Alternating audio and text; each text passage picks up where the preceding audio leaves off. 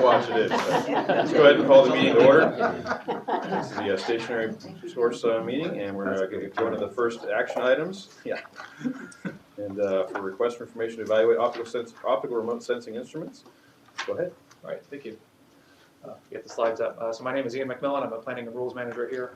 This is a follow-up to an item we discussed at the last stationary source committee. I'm not going to spend a whole lot of time on this since it was discussed a little bit already. The idea is that we would like to begin a study of looking at getting away from emission factors if possible for flaring emissions, and looking at optical remote sensing technologies to look specifically at a flare stack. And so we talked about this at the last meeting. What this request for information is seeking to do is to go out to commercial vendors as well as technology developers and see what the state of technology is today, and try to understand how these different instruments work, what's their scientific basis, what validation studies have been conducted, what are logistics that we need to be considering if these were going to be installed, and this will eventually lead to a later which will come back to the board, later request for proposals to actually do a field study of these different kinds of technologies, the one that seemed like they might be useful for this. And if it turns out that there would be some real value in doing additional validation studies, for example, at a flare testing facility, we would bring a request for proposals back on that as well. This RFI itself has no fiscal impact, but it will be going to the full board in July. And with that, I will see if there's any questions. Very good. Any questions, anyone? How does this supplement or fit into what we've already done? So there's been a number of, or there has been some work done already on optical remote sensing, look at entire facility emissions and trying to get a sense of what's happening across an entire facility, or for leak detection. The ideal scenario for this is you set up an instrument, you just point it at a stack, and you just let it sit there and just watch and record and watch and record. One of the things that might come out of this is it might be able to look at combustion efficiency, and that's a slightly different parameter, but that's very useful for something like flares. And so this is meant to be sort of a longer term style of analysis of a single stack. And will the optical sensor work at night? That's one thing we want to check. It's at night, all weather. If there's soot, that's another consideration. So there's a lot of specialties that we want to take a look at. So we're going to try to figure that out. Yes. There are techniques that we work at night. Yes. Great. And there are techniques that are able nowadays to quantify emissions from flares, which were not available before. So well, I'm glad we're doing it. Great. Yep. How's the outreach done to get information back in the RFI? In terms of the universe, to whom it becomes apparent that we're asking for this information. Sure. So we do, similar to our RFP process, it'll go on our website and sort of typical distribution channels there. But in addition, we're going to be working with our source testing and analysis group. They have a lot of contacts in the industry and with developers. We've already been having some initial conversations to try to reach out to the folks that are in this field specifically. And we've had some vendors already come in and make some demonstrations or make some presentations to us to show us what their technology is. So we'll be reaching out through a lot of those contacts as well. And are these generally in a fixed place? Yes, this would be in a fixed place. So none of the flyover stuff? Or... No, we're not looking at drones or vans or anything like that for this particular study. Well, I mean, there's different technology too about that, sort of more of an aggregate view. Right. And at the other end, the stuff that you now can buy it through Amazon or Best Buy for your own phone app that measures certain kinds of things in terms of air quality, which I think eventually we're going to try to have to figure out how to do crowdsourcing. Absolutely. On that. We are doing a lot of experimentation in that field. Yeah, I know. It's a different topic for another It presentation, but that's why I we are wondered doing a what lot. the outreach was. So these are generally people already engaged in this technology to let us know. If I can just add to what Ian has said, so a couple of years ago, we had probably by far the most in-depth experimentation compared to our other sister agencies with the optical remote sensing technology. So we know who the key players are, who are ahead in the curve. So, and we'll obviously supplement that list, with whoever else will come up with from our friends in source testing.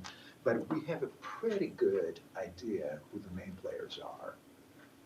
And are we, well, of course, the information that we get back, I guess, will tell us about gaps as well. Yes. Because it will, I would hope, also let us know if we need to, down the line, invest in someone who may not have developed Yes. a particular technology, one that works Yes. better in all weather, one that works better at night, Yes. that kind of thing. So we're also reaching out to researchers in the academic community who are developing good. things that are just emerging and seeing if we can help bring those technologies to market as well. Great, thank you. Mr. Chair, if I could just add, Dr. Musato and Dr. Fine and I spoke with members of the House Space Science and Technology Committee. And they were referred to us through, his name is Clint Wood, who heads up the Alternative Association for National Air Agencies, the Association of Air, APCA. In any event, the House Committee was interested in our technology deployment, and more specifically, they were sort of taking a position on the administration's funding of technology and how that funding should take place, whether DOE and other research agencies should be doing just basic research or should be focused on the deployment of those technologies. And we made a strong argument about why you need the deployment as well, and not just focusing on the basic research. But this is an example of type where not only are we doing the basic research, but we're trying to actually get it deployed and utilized in the field so that we get those kind of results. So the district really is, I would say, the national leader in this kind of technology and deployment. Very good. Any other questions? Any public comment? All right, no one jumping up? This is an action item, I'll look for a motion. Move it? Second? A motion and a second. Do we have to do a roll call when no one's at remote, or do we just, do a voice vote? We'll do a voice vote. Anyone opposed? So moved. Dr. Lou? No, No. we don't have We can do that. to. 4 ayes. All right, item number 2, the update on What you see is what you information, get. rule 1111. So, or just goes to the board. Yes. Yes. It's not finished. No. Who voted? All right, Tracy, it says 25 minutes. I will. That's a goal, not a requirement. Yeah. I'm gonna do my best with my baby water here to go the full time. Some of the other committee meetings, I was at the tail end, so I requested to be up front so I could, force that experience on some of my colleagues back here.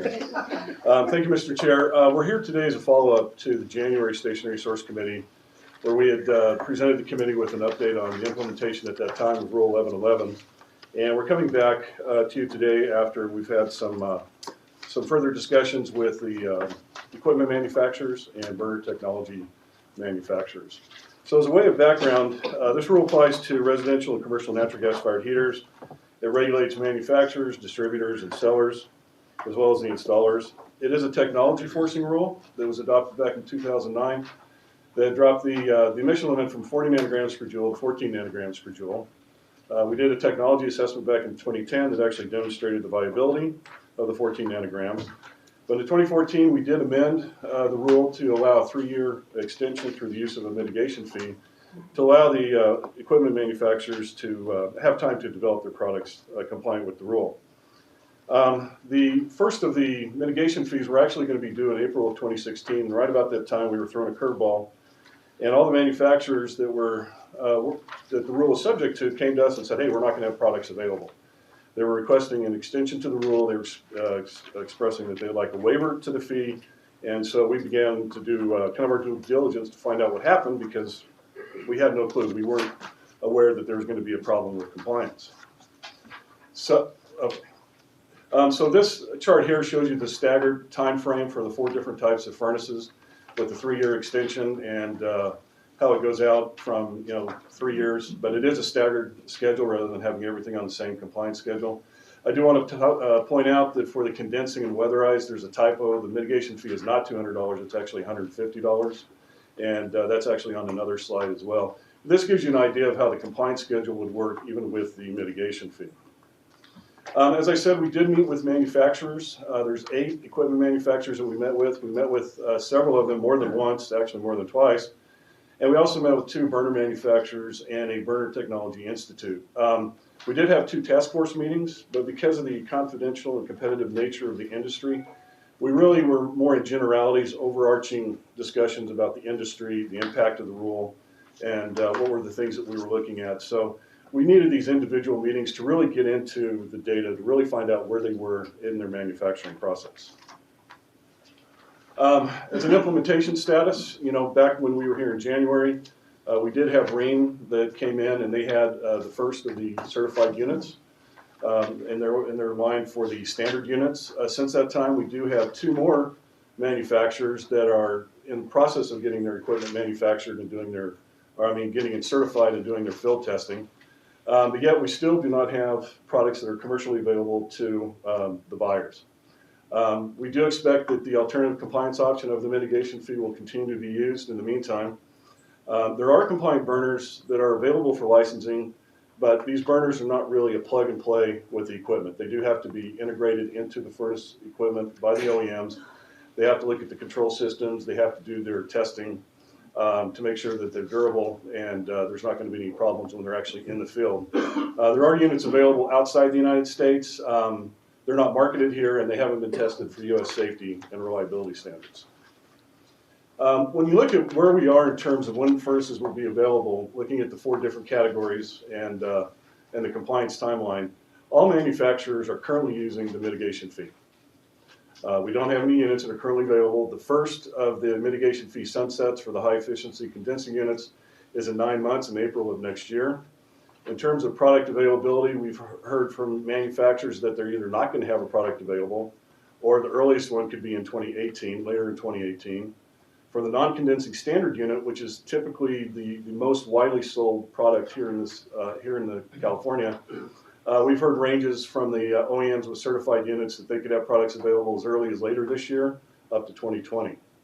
For the weatherized units, it's kind of the same thing. It's still a 2-year time frame, but a lot of them don't know that they're going to have anything available, and there is one that said they could possibly have one ready as early as 2019. And then for mobile home units, that compliance date is out there. So looking at where we stand today and talking with all the stakeholders, when you look at the mitigation fee, for the condensing units, the stakeholders in general, they have requested a 1 to 2 year extension. We're suggesting that as we go into rulemaking, that we start with a 2-year extension to that mitigation fee to allow time for product development. For the non-condensing, the standard units, which are the most predominantly ones sold, we've heard extensions of no extension, because we do have the 3 manufacturers with products that meet the 14 nanograms to up to 2 years. We're suggesting a 1 year. That would really allow for the manufacturers to do another heating season of testing, in-field testing, and to get essentially their assembly lines and their product manufacturing up to date so that they can get products out available into the stores. For the weatherized units, we've heard recommendations of 1 to 3 years. We're suggesting 2, and then for the mobile home units, 1 year. In terms of the mitigation fee, stakeholders have said, leave it alone. We've had some that says, well, if we're in the process of commercializing a compliant unit, maybe eliminate the fee. But one thing that's obvious is that the mitigation fee didn't really have the intended reaction. Nobody had a compliant product when we thought they were going to have a compliant product. So we really feel that we need to investigate increasing the mitigation fee. But how much should that be increased? We really need to do that assessment and go through our due diligence there. In terms of eliminating or lowering a fee for somebody that says that's got a certified unit that's, say, in production, getting ready to put it out into the market, we'll investigate about having a lower or no fee for that. With respect to the Knox limit, we have heard from stakeholders, we do have OEMs that have compliant products. We've also heard suggestions about having a phased-in approach, going from 40 to 30 nanograms or 20 nanograms then to 14. But in our view, with what we've heard from the manufacturers, their progress in developing products, what they have in field testing, and the range, we don't believe a change to 14 nanograms per joule is warranted.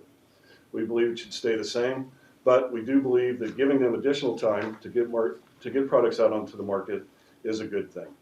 With regards to a rebate, the stakeholders endorsed the idea of a rebate or incentive program.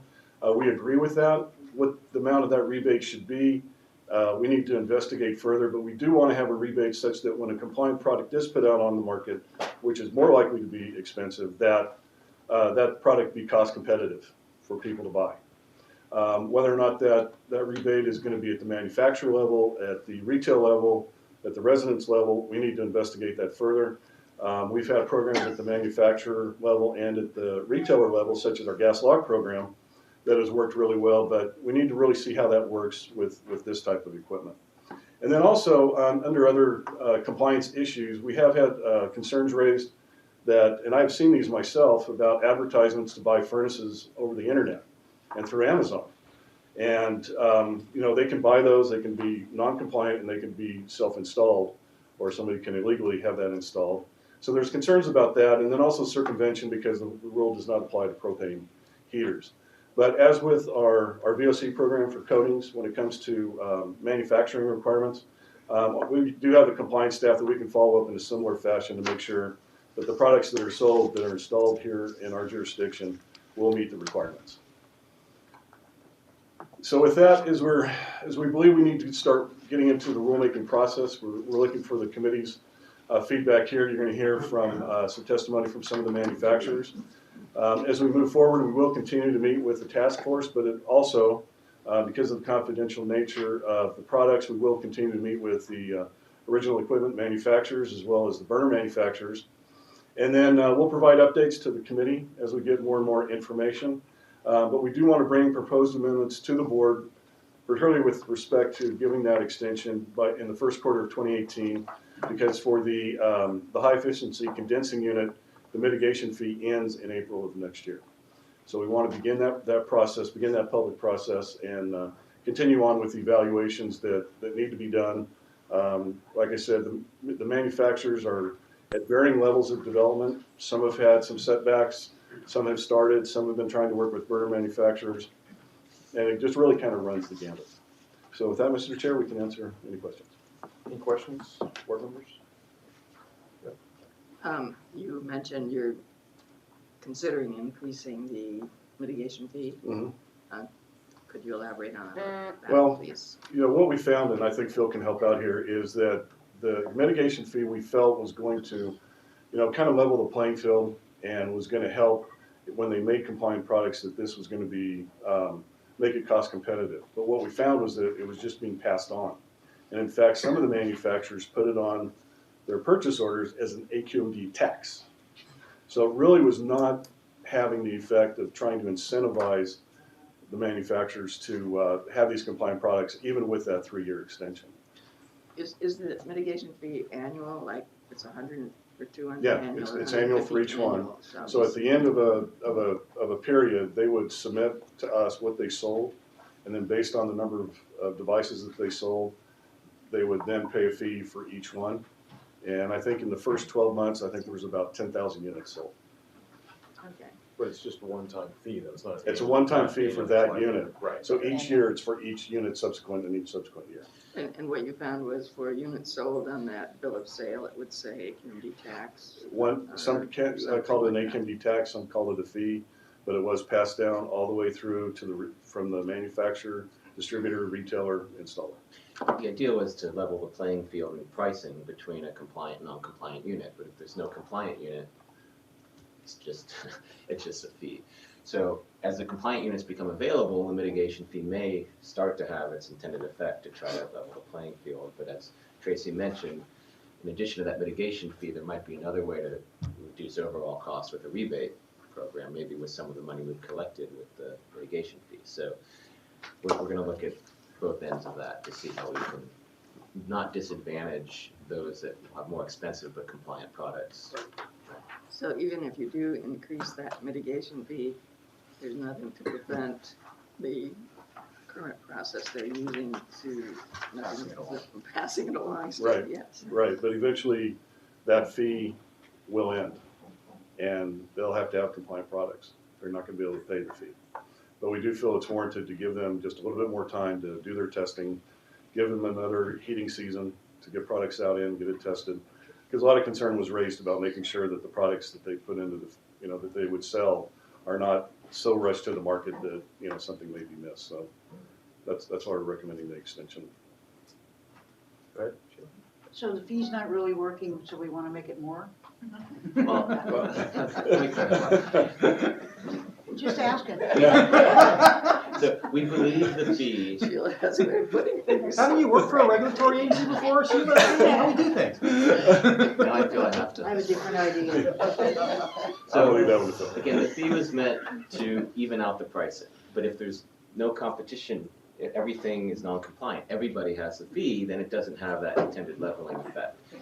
As soon as the compliant units are out there, then it may in fact have that effect, but we have to reassess the amount of the fees, because if the differential cost is still not leveling, we're trying to get data from the manufacturers, it may not be enough to level. $10,000 heater, $200 might not, or $150 might not make a difference. Not that But much, not but- only that, help me here, are we saying we are imposing the mitigation fee on everybody because they can't be compliant and therefore they're all paying a mitigation fee? That's where we're at right now. That's where we are right now. But it applies Unless to we the extend it. non-compliant sale, right, of a Right. furnace or Right. heater. So if they have a compliant product, Then there's no fee. there's no fees, but I guess what I'm understanding you to say is you want that mitigation fee to make it disadvantageous to sell that non-compliant unit. Right. It needs to level or even tilt the playing field in the cleaner technology direction. And Dr. Liu hit on an important point. Nobody buys a furnace every year. Right. They buy a furnace every maybe 10 or 15 years. So when they're looking at a furnace and however many thousands of dollars to have it installed, having a fee of $150 tacked onto it doesn't really necessarily have the effect we had hoped it would have. My furnace is maybe, I think I got one a few years ago, it's $5,000 installed. So Yeah. $150 would be, like pretty much nothing. Yeah, exactly. Just as a new can of worms, is there, Thank you, Sheila. do we have the ability to tag a compliant unit or to allow identification on a compliant unit Yes. that says, this unit complies with air quality Yes. standards as set by? They do that. So do that just like on the water heaters. Yeah, Be a place because on the paint cans. if that Yes. becomes better known, sort of like energy saving, nobody cared about energy saving washers. And then suddenly everybody cared about them. Yeah. And it was a good thing to be able to, tag it with that. Mhm. And sometimes that might be as much of an incentive as having to pay $100 and pass it on, which is apparently not an incentive. We are still offering the vouchers, right? We have set some money aside as a carrot for the early compliance. No, Not for this. not for that. That's 1147. Different programs. 1147. Do we have money set aside for an incentive program for this, for the, The mitigation fees that have come in, that's what we're looking at to utilize, at least in part, for the rebate or incentive fee. So we've been discussing like SoCal Gas has done with the rebates for purchasing of equipment, or Edison purchasing refrigerators. And part of what we're trying to figure out, what's the most effective way to put the money back into the hands of the consumer. And as has been said, when the money was given to the manufacturer, that didn't necessarily result in a lower cost to the consumer. And I think we need to make sure that the consumer is protected in this case. $150 on a $5,000 or $10,000 is still $150, and it's a lot of money. So we want to try to make sure that we provide certainty to the business community by knowing that those that invest in the technology and bring it to market shouldn't be penalized because we extend something out and everybody else has a chance. We want those that make the investment to be rewarded. And that's part of why we're looking at the mitigation fee aspect. The fact that Tracy had mentioned that we were unaware of the inability to come into the technology, that sort of says something about our understanding in terms of, we thought that the technology was there in terms of technology assessment. And the question becomes, are the manufacturers dragging their feet, or are the manufacturers really doing everything that they can? Those that are doing everything they can, we want to reward those. And so that's why we're trying to assess So I have the best way on the size of Okay, the. I have a question about that. I mean, a lot of times we sit here and we see a lot of, business on one side, environment on the other, and they try to battle it out, and we try to figure out, make a good decision on. This is kind of a business versus business decision. Some businesses are out ahead on this, at least in some one application. And some, is it more than one or just one that asks for no extension at all for that?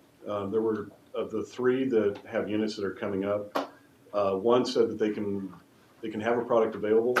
The other 2 said that they could have a product available, but they would like some additional time for the field testing. So I guess my question is, okay, so they're expecting to get the certification sometime this summer. Yes. And then the question is, how long does it take them to actually put something on the market so we can have a choice and not have a monopoly? Yeah, it's about a year. A year. Yeah, I mean, what had happened was. Then the request for a year extension makes more sense Yeah, to me. I mean, the manufacturers can clarify, but, that are here today, but we have one unit that was Reams that was certified, and they were still doing their work, because when they got to the point of certification, they've done a vast majority of their testing. So they're also, at the same time, they've got several parallel efforts that they're working on to everything from ensuring the standards are being met, they're getting their certification testing, they're working on doing their tooling so that for their manufacturing process, and all that is kind of going, at the same pace, but they all kind of do it and approach it a little bit differently. Since I'm on this line of thought, Mhm. one of the requests was when they're in this process, having gotten certified and getting there, to do away with the fee. I think that's probably not a good idea, because they could then drag out the time it takes to get it to market. But I think what we should consider is, after they've gotten certification and they are still paying that fee, once they actually have a product in market, maybe refunding for that period after the certification. You paid the fee, but we're gonna give it back to you because now you're in market. Maybe something like that, which motivates them to get it to I market see. faster, get their money back. Okay. The other thing, let's turn to consumers. You said there's gonna be additional costs. Do we have any idea how much additional costs when it gets to? Dr. Lou, we have retail asked that costs? question of all the OEMs, and there's not really a good straight answer. We've heard anything from 15 to 20% at each level of distributor to retailer. The only information that we have that's available that's been pointed to is a US DOE document. That's correct. That talks about how that's being passed on. Gary, do you remember what the percentage each level was? Well, when we're looking from the manufacturer to the consumer, it could be 2 to 3 times the cost. The cost. Cost differential. Mhm. Cost differential. Yeah, so there is it does, It can be significant. yeah. Is her $5,000 furnace gonna cost $15,000? No, her $5,000 furnace probably originally maybe only cost $2,500. By the time it went to the distributor Right, to the but retailer. What's the cost of the first, what's the advance? When she buys her next furnace? Right, what's the next furnace? Yeah. And it's gonna be fully compliant with a 14 nanogram per joule Yeah, standard, Right. how much is it gonna cost her? I don't think we really know that answer. But, we It have depends on some the preliminary size, it depends information. on the quality of the. Our guesstimation is? It could be, there could be up to 4 different BTU ratings. It could be one that goes in a closet, it could be one that's in an attic, it could be this way, it could be this way. There's installation costs associated with this. If it's But all an things old- being equal, Yeah. Right, so is it attic to attic, we're talking about current attic one versus the new 14 nanogram attic one, what's the difference? I don't think we can say I that don't- definitively. yeah, I think we so. can It's a say good that question with the to ask the range. manufacturers right here. Yeah. Can I? Here's Let's here's nail another down, thing on the yeah. consumer side. Yeah. Are there any savings involved? Efficiency savings. Efficiency. Efficiency. With the high efficiency units. Does it really make enough big difference? Well, it But on a can. regional scale, it does. Mhm. Okay. Well, I'd love to know the answers to those questions.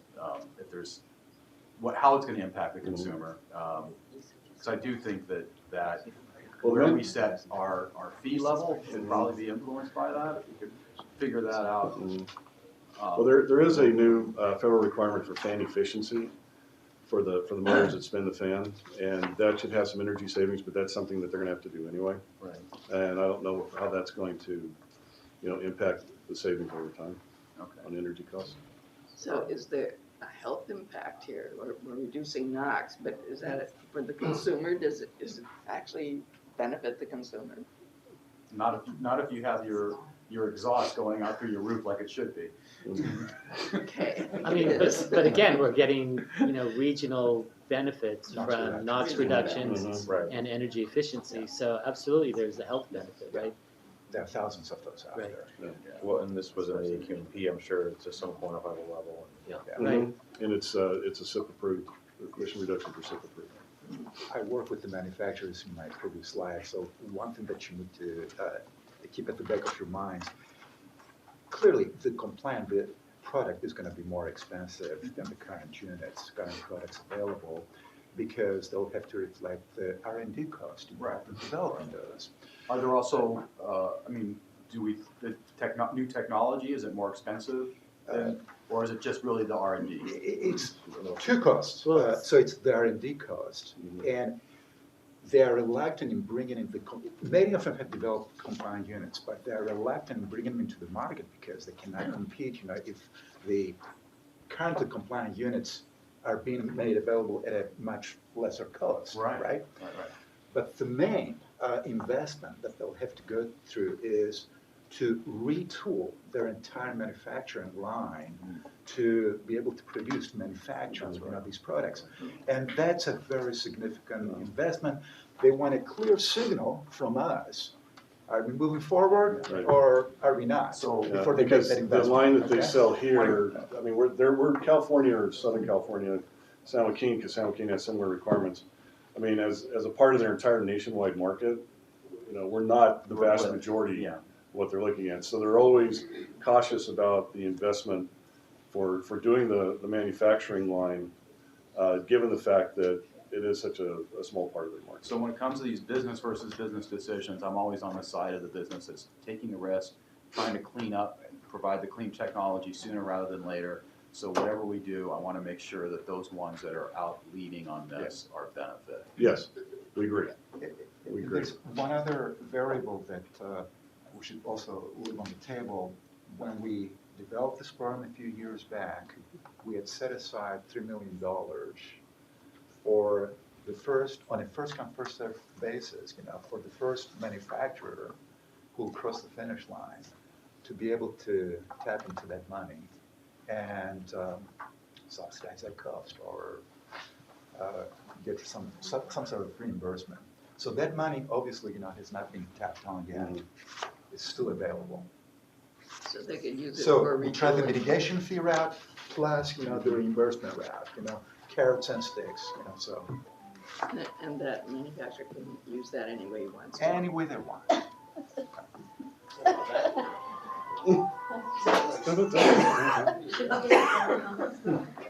Okay, Supervisor Nelson is joining us, also Janice Rutherford. Do you guys have any questions on this item before we take public comment? Welcome. No questions. All right, thank you for joining us. And we're going to take public comment at this time on this item. Come on down. Thank you. Yeah, oh, there we go. Good idea. All right, I'm Ryan Teschner. I'm the furnace product manager for remanufacturing, and I have Chris Partridge, one of our technical reps here as well. We're in town this week installing 2 more field tests. So that just to kind of demonstrate our commitment. We're still moving forward with that. I agree with basically everything that came from the report. And also from what you just spoke to, our big issue is confidence, and if there's a change to the rule, we don't want to invest any money and move forward. So as soon as we're able to understand that the 14 nanograms is going to change, the dates aren't going to be pushed out, then we'll invest in the tooling and start production. Also, we do want another, heating season underneath our belt on the field trials. So you want the extra year, but not the others? Yes. Okay. And they also pushing the condensing units, which are the high efficiency, which are not a big seller into this market. They're more a northern market. So we want to push those to the end because they're, 10% of the volume. Where is your manufacturing plant? Our R&D is in Portsmouth, Arkansas. We manufacture the furnaces in Nuevo Laredo, Mexico. Mexico. But yeah, beyond that, we support the current rule. Trying to think if there's any questions I can address without getting yelled at by my legal team. Tell your legal team we're very appreciative of the fact that you guys have developed the firms. First If one only you could certified. tell us how much more they cost. That's the part you're not Okay. Not in front of the competition, you won't. But we have met one-on-one, we're willing to discuss, as much as we can. I will say it's not gonna go from $5,000 to $15,000. And the majority of that $5,000 is gonna be markup, because it's the distribution channel is us to a distributor, to a contractor, to a homeowner. So there's multiple markups, which we can't always predict. And with a new product installation, so far, we've been on, 6 different installs together, I think, and we have it in the same cabinet. There's no major changes to the installation, and there's not really any extra time. So it shouldn't change installation costs. It will really just be product cost increase. And you're right, there's R&D that needs to be recouped, and then there is component changes. So there are different components in this product than the current furnace. So those are the 2 costs that are going to be added. Okay. Are you gonna be first? We are first. They're certified, yeah. So yeah, we are pushing also for the full year, because we only have one, like he was speaking to, there's multiple sizes and multiple applications. We have one certified. We want to launch with a full line. We never really just launch one product at a time. So we would like to get the entire, both upflow and horizontal and the different sizes. Yeah. Yeah, he does raise an important point that, some of the R&D that we've heard, the OEMs have shared some cost data with us. We're not able to share that publicly. But, there is a substantial investment. We've heard a range anywhere from like $1.5 to $3 million invested in developing products. But the work that's been done has been very, very promising. And as he mentioned, of the 3 OEMs, they're able to use the same footprint. And that's very important, because then you don't have to worry about on your retrofit having any of those kind of sizing issues. So that's been excellent as well. Can you share your thoughts on the mitigation fee? Or is that under your legal? We're in support of a early compliance rebate, and not to OEMs. We want to basically incentivize to install these products, which we've heard feedback that it would be tough to give it to the homeowner. It's just harder to distribute that way, and there's paperwork to go through. But we're pro rebate program that actually gets these units out into the field, not just savings, not just a kickback for us or anything like that. Just we want, because we can commercialize and still sell our units if it's better for us. But if we think we're going to get more units into the field by a homeowner rebate or something like that, then that's what we want to do. That'd be great. Thanks. Thank you. Next speaker.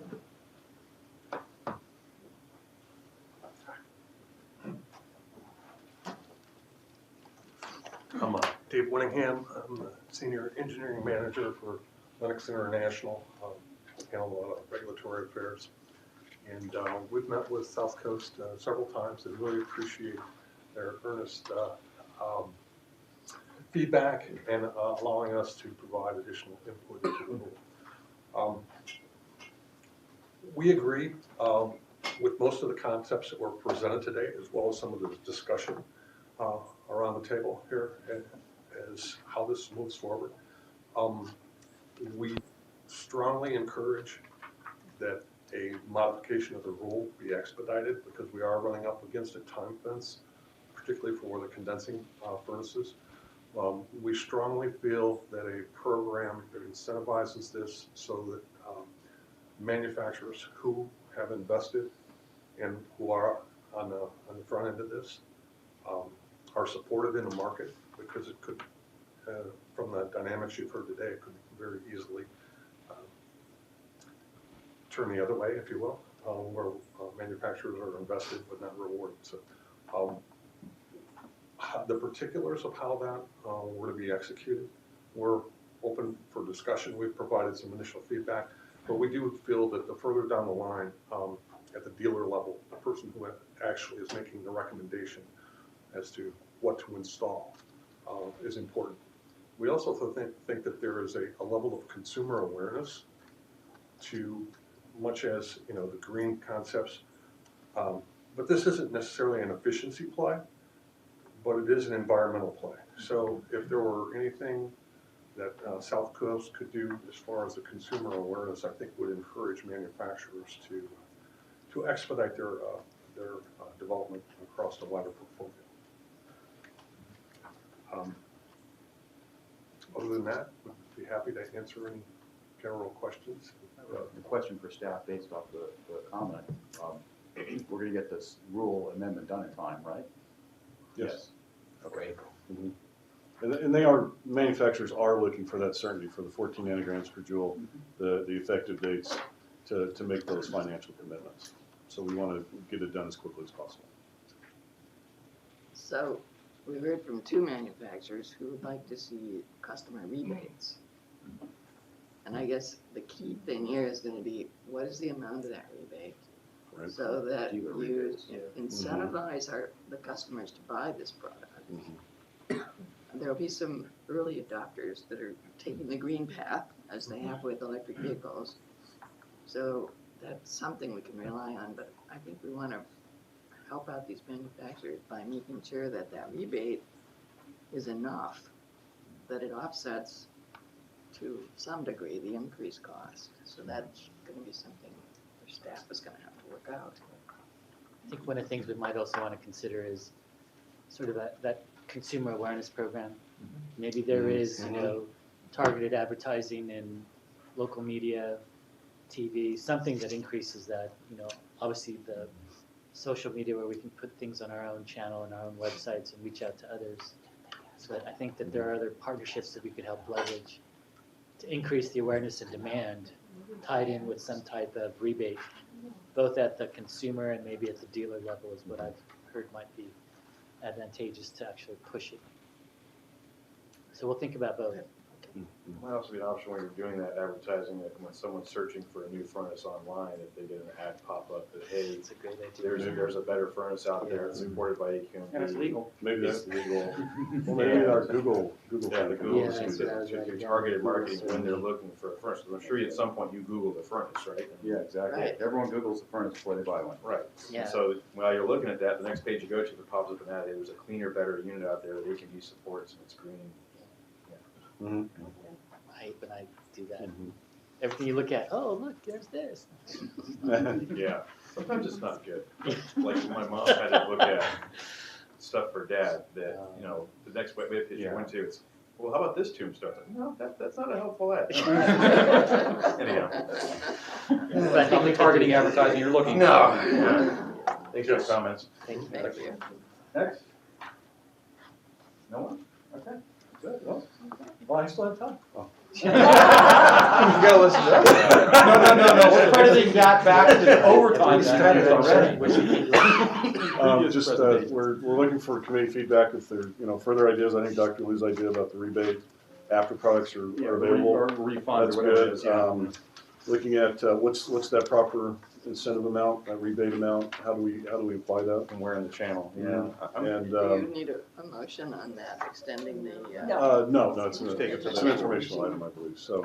all right. Yeah, so we'll take what we've heard today and move forward and begin our public process, continue to work with manufacturers. There's so much that we have to do under a confidential level. You know, it's hard to really express all the good work that's been done by the manufacturers and some of those things just I was thinking just this because would of that. make for a good master's thesis or dissertation in terms of how the regulatory process works. You know, Yeah. because this one has been a lot of back and forth and a lot of adjusting and going on the fly and trying to. There's an example of technology forcing rule Yeah. that actually, we can see the light at the end of the tunnel. We're not quite there yet, but it's reachable. You like it better than 1147?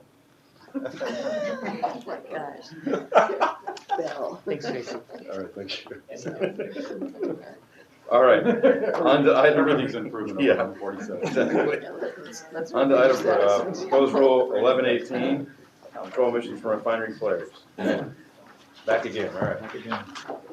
Big notebook, look at that. Oh, yeah, and label, there we go. I'm not the right one, right? Yeah, you're good.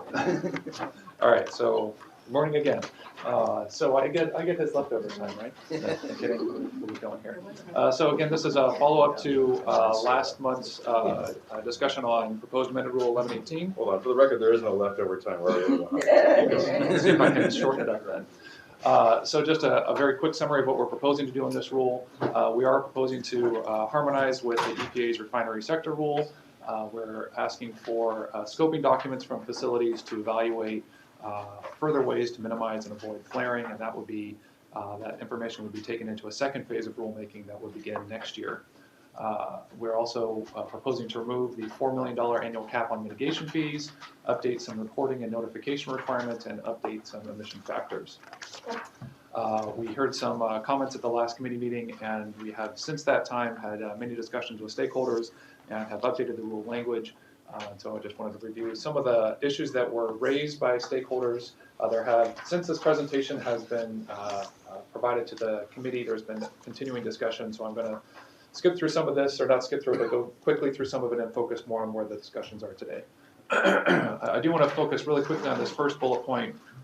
This is one of the major changes that we have made since the last time we were presenting here last month, and having to do with the refinery sector rule. We've incorporated by reference really all the technical calculations, the technical monitoring requirements. It's really long and verbose, and the reason for doing that is to make sure that there aren't conflicts between the EPA rule and our rule. What we have kept are the really important parts of the key prohibitions and the key timelines from that rule are incorporated into our rule and making sure that they make sense with our rule. So that's been one of the big changes, and we've heard some very good feedback from stakeholders on that. We have clarified some notification requirements.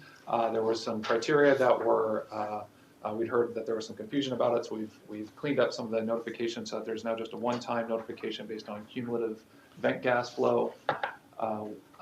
On the flip side, we heard that there was more clarity that was needed and more criteria that was needed for scoping documents, and looking at these feasibility analyses especially for unplanned flaring events. We've added some criteria, some specific scenarios that we would like to see analyzed in those scoping documents. There was a concern also raised about confidential business information that we were asking for some CBI in the flare monitoring plans. We've modified that language to remove that concern.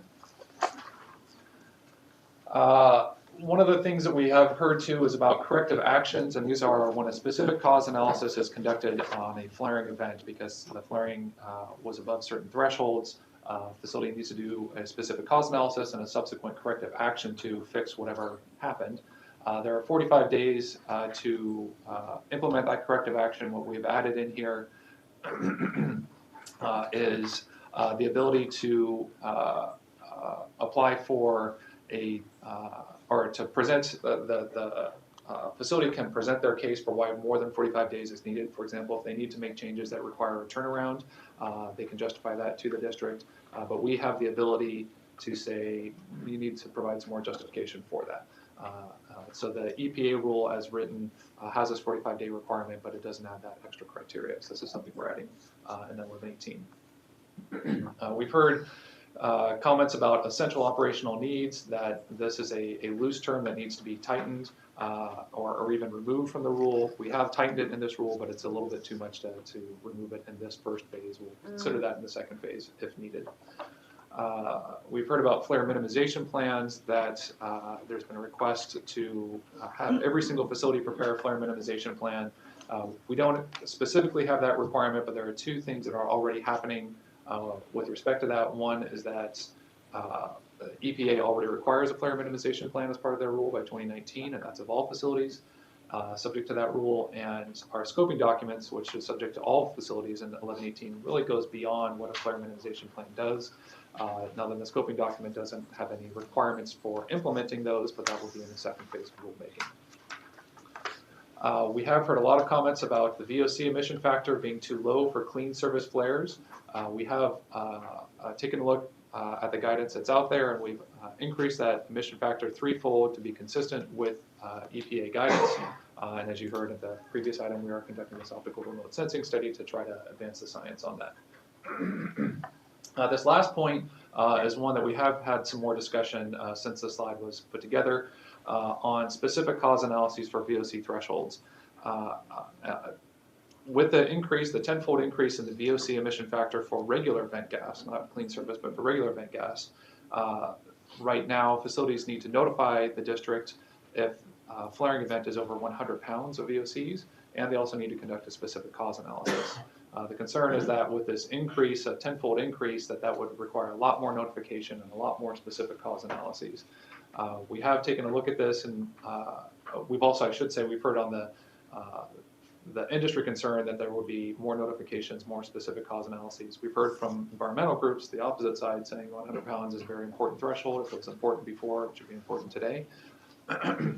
We've taken a look at what the impact might be on the district and on facilities, and taking a look at this threshold, it looks as though currently there's about 1 to 2 specific cause analyses across all facilities every week. That might increase to maybe 4 in a worst case scenario. On notifications, there's about 3 a week, I guess, across all facilities. That might increase up to daily in the worst case scenario by making this change. But we believe that it was a threshold that was set before. We haven't thought that there's any rationale that we've heard to change the threshold as far as impacts on air quality. So we're proposing to keep this as is. I'm not sure if we'll hear comments on this today, but if there's further discussion on this, we'll talk about it. This last slide here on talking about the last remaining issues, this first point is actually similar to what I had just discussed about the VOC emission factor and increased notification and specific cause analyses. This has to do with a change in the flare event definition. And so what we have proposed is that for multiple events caused by the same process unit in one day, that would now be considered one event. What this does is it means that there will be more events in some cases where a lot of little events now would trigger a threshold. Whereas it will also have a moderating effect that larger events will now be bunched together and will be now one event. So there will be more notifications and more specific cause analyses in one case and less in the other case. And what the exact effect is hard to exactly say, but this affects that previous point I just mentioned. We have heard from environmental groups that they really would like to see the performance targets that are already in the rule to be tightened today. That will require a feasibility analysis. We are going to be looking at that in the second phase of rulemaking, but we are proposing to do that in this current rulemaking. And lastly, the scoping documents, we added in a new target to look at VOC emissions from clean service flares. We've heard that there was not a basis for doing that. The basis really is that this is a control measure in the 2012 AQMP. Specifically, it will, if this target was actually achieved, would reduce emissions by about 85 tons over a 5-year period across all facilities. On a ton per day basis, it's in the decimals, but it is still an emission reduction. And with that, this is set to go to board on July 7th. There will be 2 actions. One would be the proposed amended rule itself, and the second would be to transfer $100,000, up to $100,000 from the 1118 Mitigation Fund to the District General Fund to update our web-based flare event notification system to be consistent with what is required within the rule. With that, I'll end my presentation. All right, board members, comments, questions? Judith? Just one thing on changing that notification requirement to multiple events from the same cause would be one notice. The only concern I have is the public going to be adequately informed as to what is happening when we do that? They may be better informed, in fact, I'm not, but I'd like your comments about that. That's Sure. exactly the case, go ahead. Sure, yes, and so what will happen, this will probably affect more the specific cause analyses than it will affect the notifications. The notification right now requirement for unplanned events is within an hour of an event above threshold, there has to be a notice that goes out. So if there's an event that's above threshold already, a notice goes out within an hour if it's unplanned. And again, if there's another one that's another unplanned, there will be another notice that will go out if it's above threshold. So the notification shouldn't make too much of a difference on the unplanned side. On the planned side, the typical practice that we see, or a not uncommon practice that we see, is a facility will say, we plan to emit over threshold over a 24-hour period already. And so there's not really going to be much difference on the notification I side. saw one that was a 3-month period. Right. They're So gonna flare for 3 months. it's over a 3-month period, and it's what we have some other provisions in here that we're trying to make sure that the district is notified when flaring is occurring, so that compliance staff can go out there and see what's actually going on. So on the notification side, it shouldn't make that much difference, but on the specific cause analysis, in some cases there will be more, in some cases there will be less. If I could. Sure. So I see in here, there's removing emergency flaring from the definition. What impact does that have? This is meant to clarify when we get the quarterly reports. Facilities need to every quarter report their flaring emissions by events and by day, and they need to say why each flaring event occurred, and they need to define it. So they can define it by essential operational need, emergency flaring, what have you. So this clarifies for us, rather than just this broad category of essential operational need. Essential operational need is now much more narrow. It's really incompatible gases. Certain kinds of emergencies really should be called an emergency. And this way it helps our compliance staff know and our engineering staff know what's really happening at the facility. It also limits a little bit if there was a chance that some things were called emergencies that maybe weren't emergencies. It might help clarify some of that. So I guess it's kind of difficult at times to tell. Right. Yeah. Okay. I brought this up last time, but I don't see it reflected here, so I just want to make sure you guys heard and understand.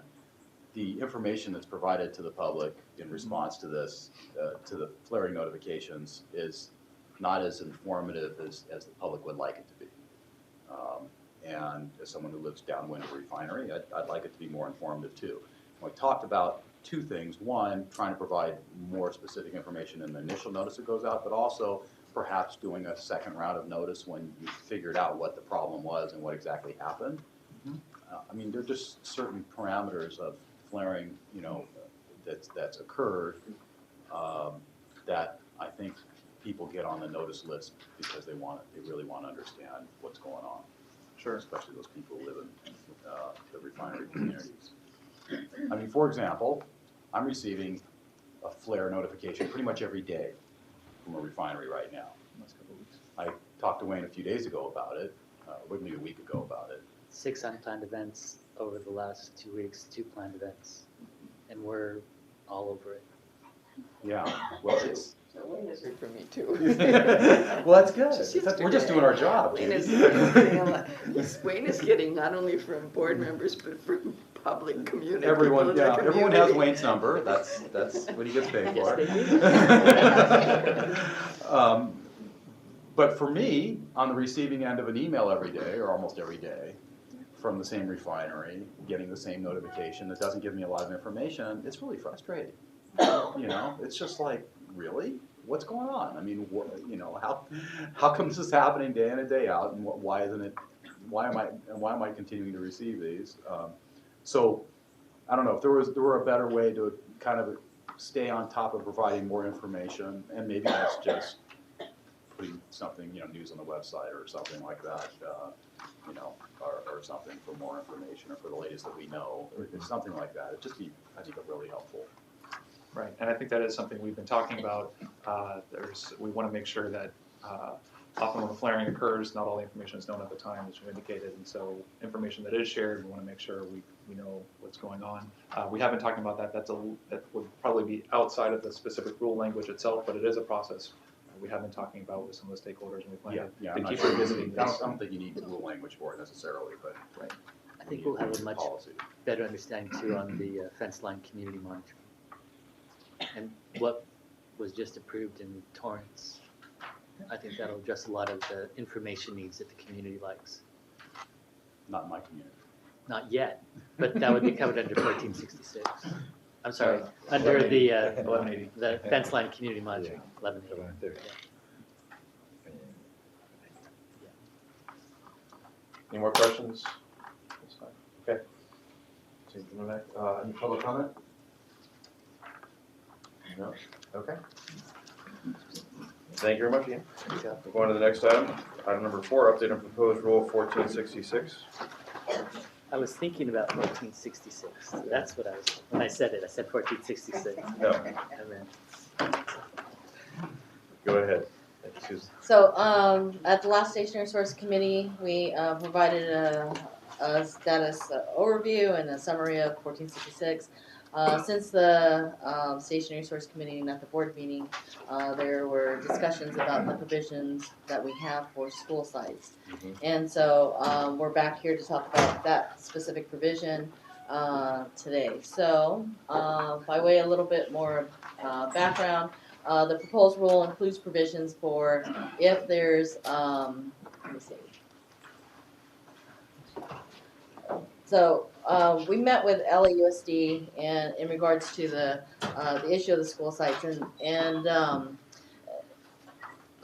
they feel that there was some miscommunication, and so they're saying that the provisions, that the way that they handle their soil and that they want to be protective of the students and the staff, and that they however, it's like they're not being very clear in terms of exactly what part of the provisions that they're objecting to. So the bottom line is that what we've added into the rule right now is that that you cannot move the soil during school hours, and that you cannot move the soil if there's a school-sponsored activity, and that you cannot move the soil if there's a joint use agreement with the school, that the school is using that particular site and there's earth-moving activities on that joint use agreement piece of property. And so where we are right now is that we've met with LAUSD. We understand that they would like to implement 1466 voluntarily for school sites where that are not necessarily designated that they have toxic air contaminants, and so they're concerned, I think, of maybe sort of a slippery slope.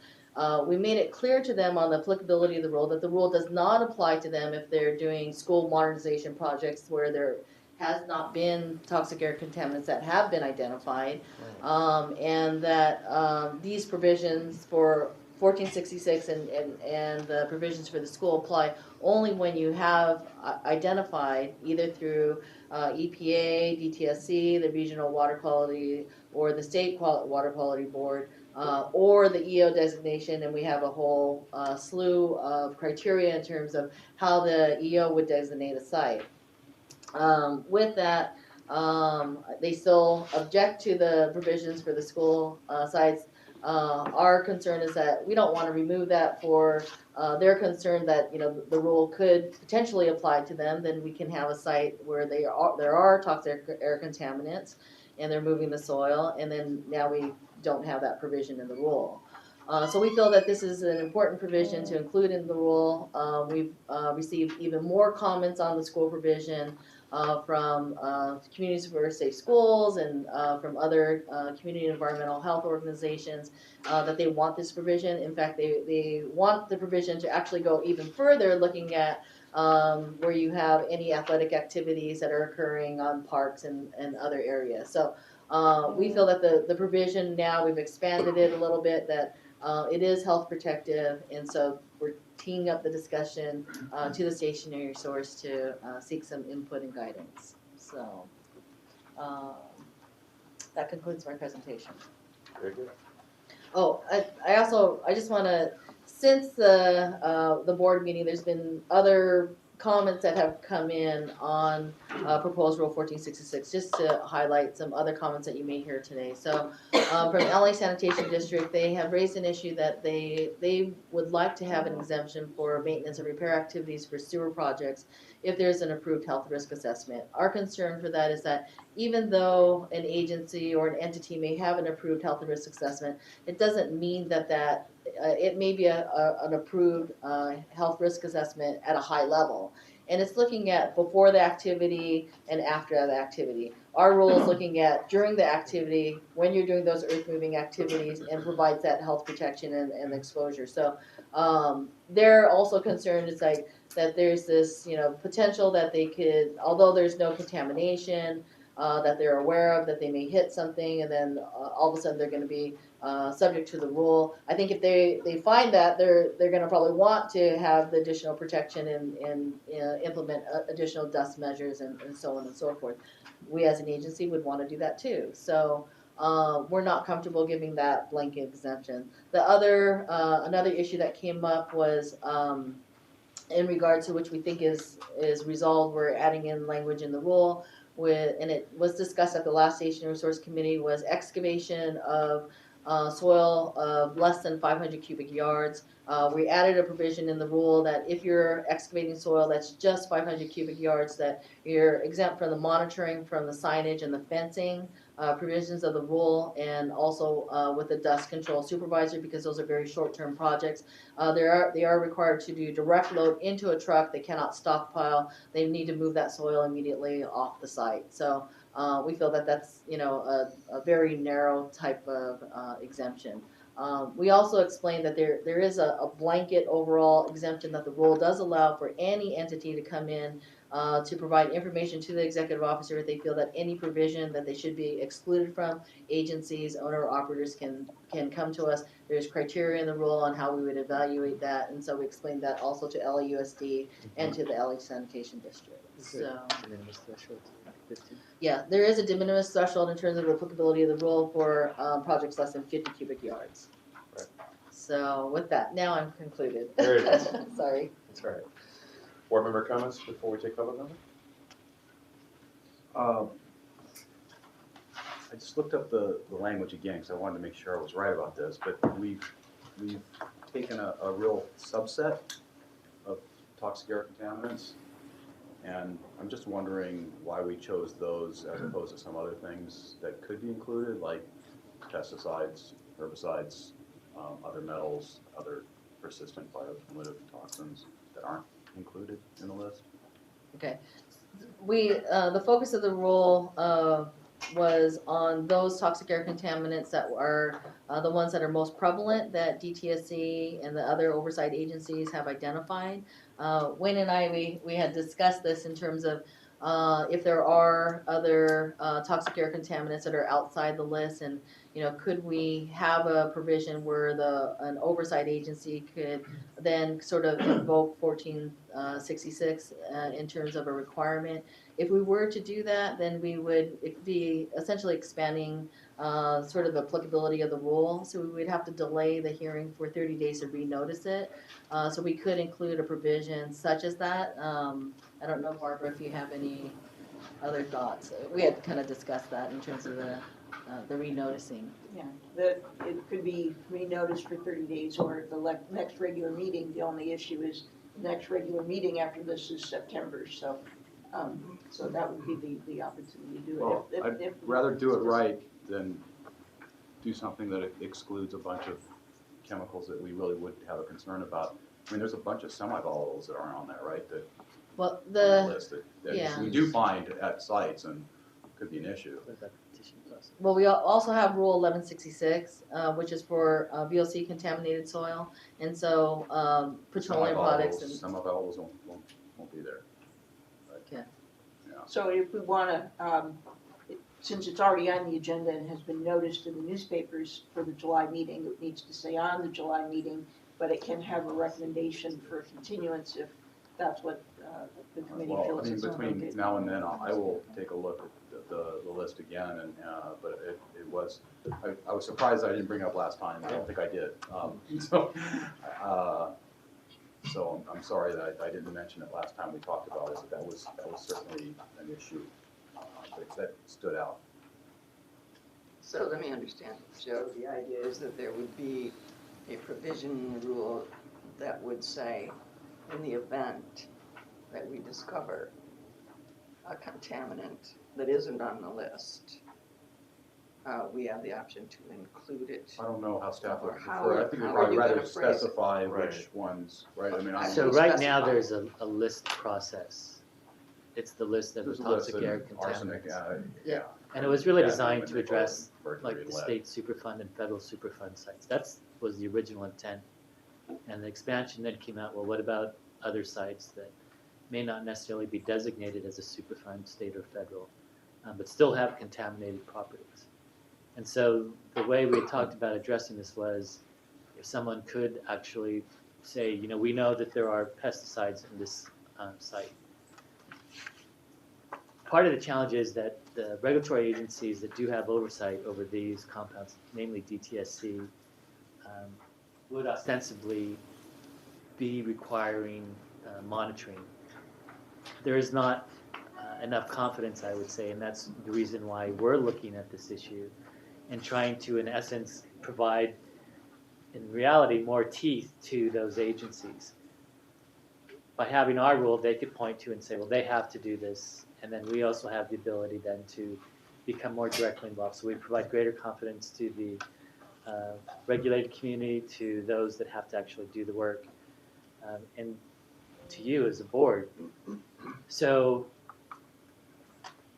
the scope of what we currently have was originally limited to those sites. Can we expand it without the noticing? And this is in part what we're trying to get from you all today is your sort of input in terms of the timing and where we go forward.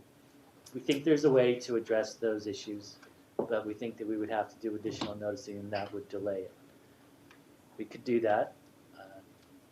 So I can mention one other possibility would be to adopt what we have in July and then propose additional language for September. That additional language would have to be analyzed for CEQA and social impacts, if any. But assuming there are none that would delay it further, then those additional provisions could be adopted in September. Well, I'd ask staff to take a look at those two options and let me know which they think might work better and why. Before our July meeting. Yeah. Sure. Thank you. Any other board member comments? If not, we'll go to public comment. Any public comment?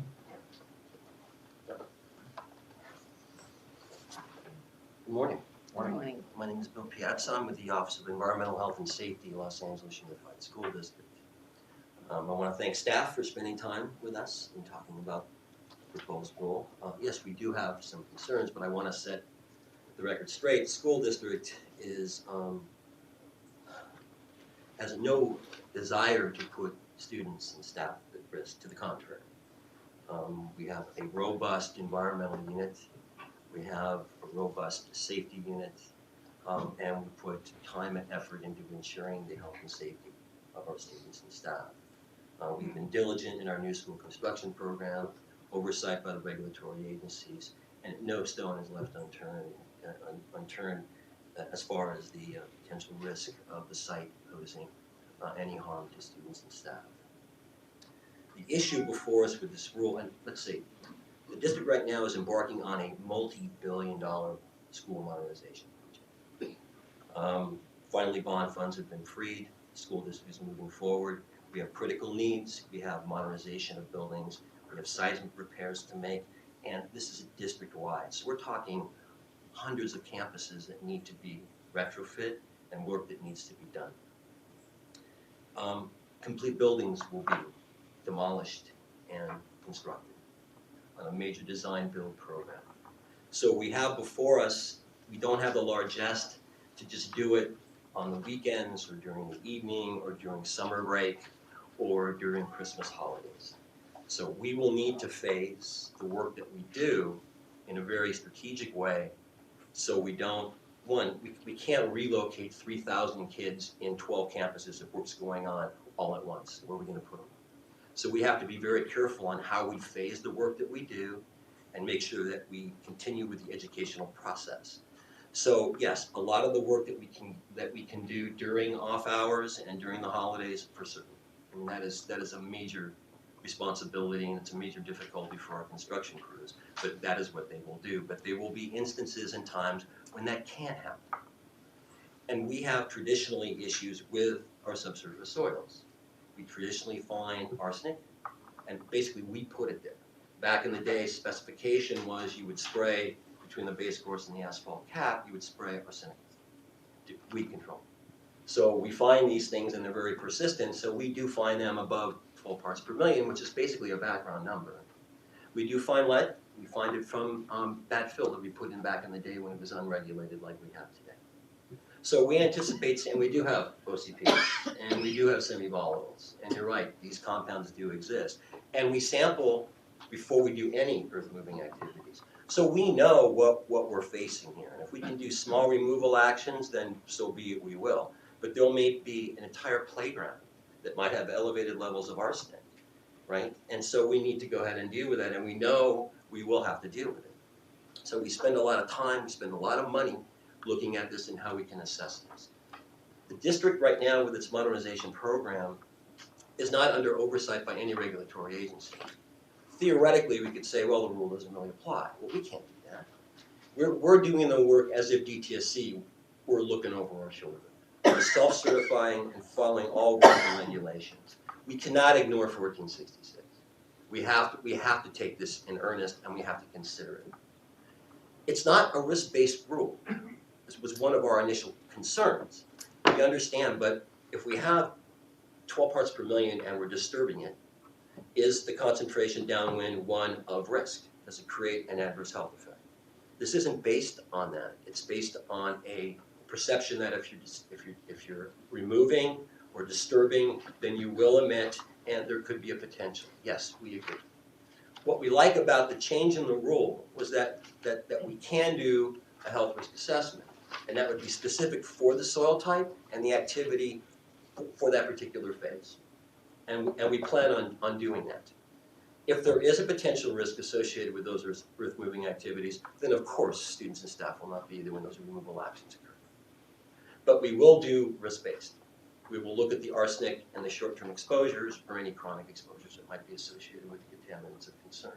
Yes, but we will need to move forward. If we have impacted soil that doesn't create a risk, we will have to move forward with some of those removal actions in various phases of this modernization program. We have to. We have to. Otherwise, we can't do what we need to do. The state of California and all the bonds, they just let all the bonds go. So we really have.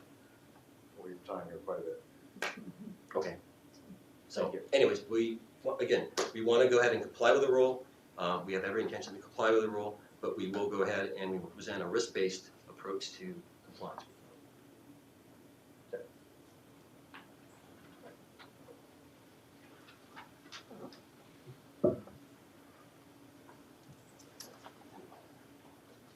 Hello. Hello. Florence Caribbean with the Del Amo Action Committee. I want to thank the South Coast for working on this rule. It's needed and important. And what I will be doing as a person who worked at DTSC for over 30 years is communicate with them the vital nature of this rule and the need for them to support it, possibly use it, even in maybe it wouldn't be the letter of the rule, but use it on their cleanups, because DTSC does not get involved in cleaning up a property that is not seriously contaminated. I also want to say that I find it incredulous as a parent to think that LAUSD would be arguing against a rule that would protect the children at a school from exposure to lead, hexavalent chromium, asbestos, etc.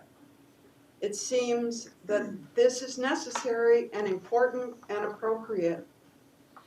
I also want to say a couple of things that I know about tackling a site And that is that in the work that I've done since I left DTSC, the ECI site at Normandy and Torrance, the Farmer Brothers site, that the ability to characterize a site properly and have a clear understanding of what chemicals, heavy metals are present on that site, there's a lot involved in that.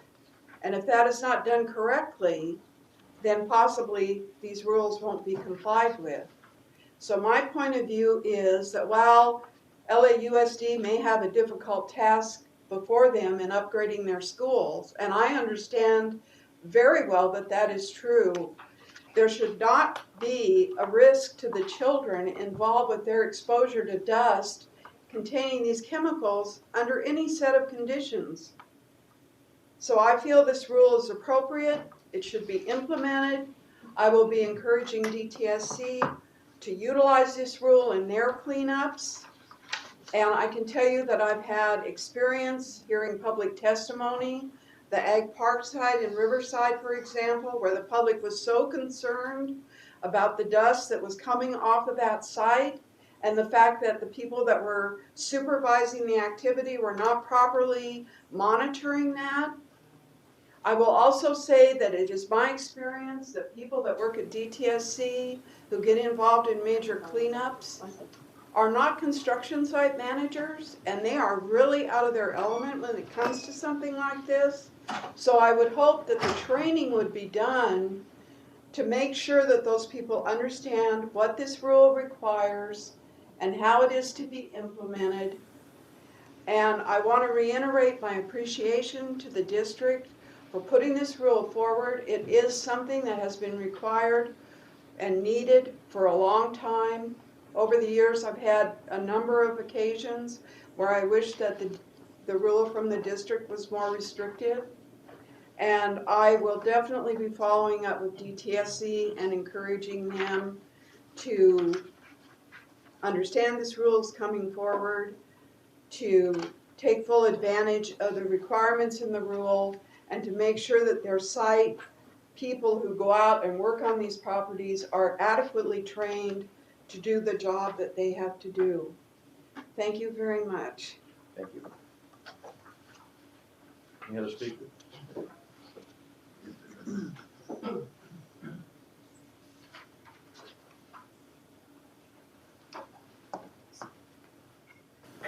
Hi, I'm Frank Capone with LA County Sanitation Districts. I'm here today representing my agency as well as the Southern California Association of POTWs.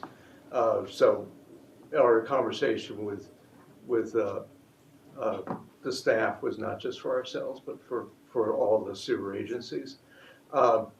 Just to be clear, the types of project, we were not asking for a blanket exemption. We're trying to find language, and this was our first conversation, so it may have come off that way. It was a blanket exemption, but we're trying to find language that will satisfy both our needs. The business we're in, and a lot of our agencies like us, is doing sewer rehabs all the time. This is a major part of what we do. So it's very important that these projects go on smoothly and with the least amount of interruption. When we do a project, we do our homework, all the CEQA work up front. We identify any potential contaminated sites we'd be going through, take the proper mitigation measures, and as we're doing a project, we also do soil sampling, potting, and the like. Clearly, there's an off chance that we may hit something that is of a concern, and it would be a concern to us too.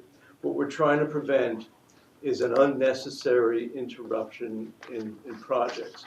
If the executive officer comes to us with a piece of paper and says, we have evidence that you're going through or hitting something that's going to be of an issue, we'll shut down the project. That's not an issue. What we're trying to avoid is an unnecessary shutdown of projects. You have to realize our sewer systems are not the feeder lines that cities normally maintain. Our sewer systems are the major trunks that go through major thoroughfares.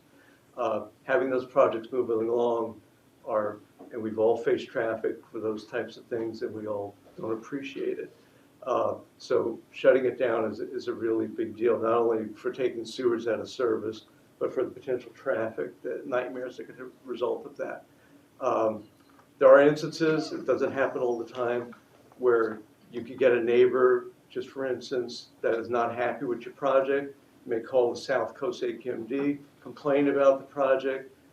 South Coast doing due diligence will be concerned and perhaps tell us to halt so they can investigate. We're trying to avoid that.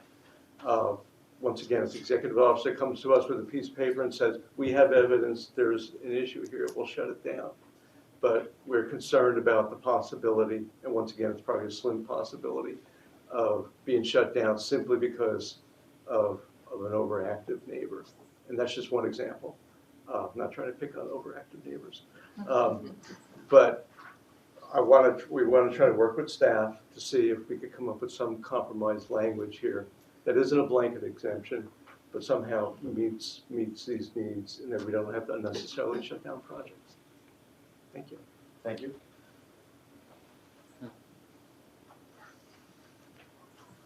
Can I ask a question? Well, I could ask a question of you. You go I mean, ahead. Is there anything in this rule that shuts down projects? My recollection was it was monitoring and mitigation requirements. Yes, and it's even more specific.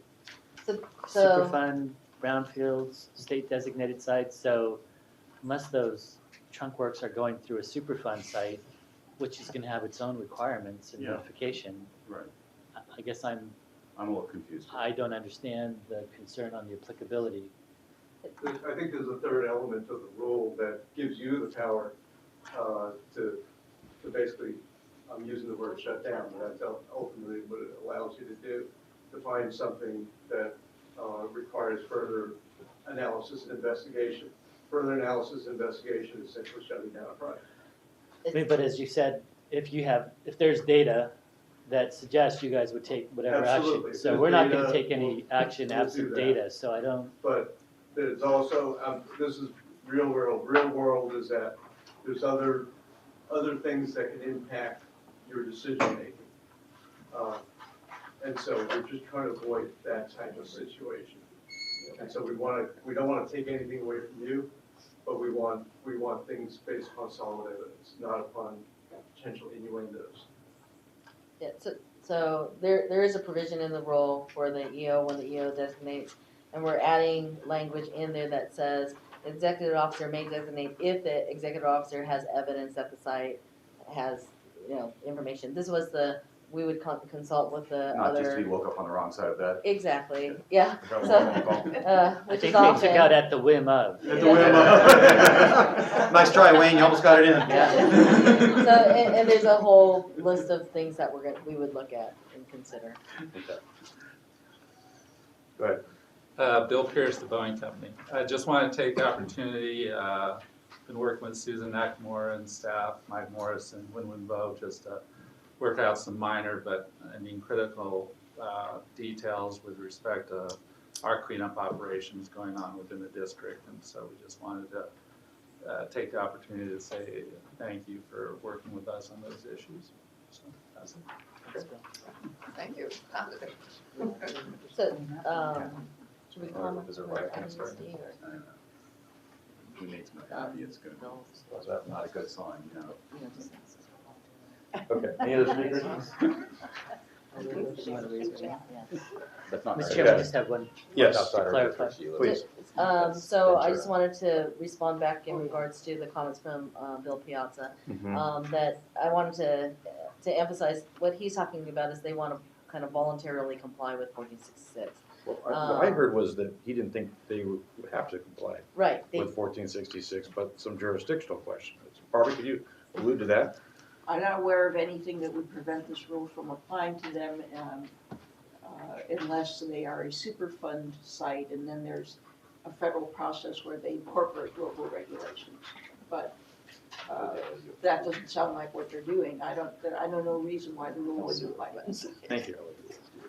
So if they elect to implement the provisions of 1466, that's their decision to elect it, and they can elect to, because they're not designated by another agency, we haven't designated them, And in terms of the applicability of the rule, that's sort of their choice.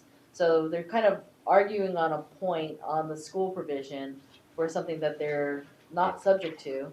And for us to remove that, and then, you know, we have other sites that are subject to the rule, would be a concern to us. Also, he mentioned that he wanted to allow risk assessment to demonstrate the applicability. There's a provision in the rule that if the executive officer were to designate a site, we would take into consideration, based on comments from LAUSD, that they wanted us to consider a risk assessment. We added that provision into the rule. So if they have a risk assessment that shows that there's, you know, very low risk with the activity that they're conducting, that they would not be subject to the rule. So we have added that provision into the rule.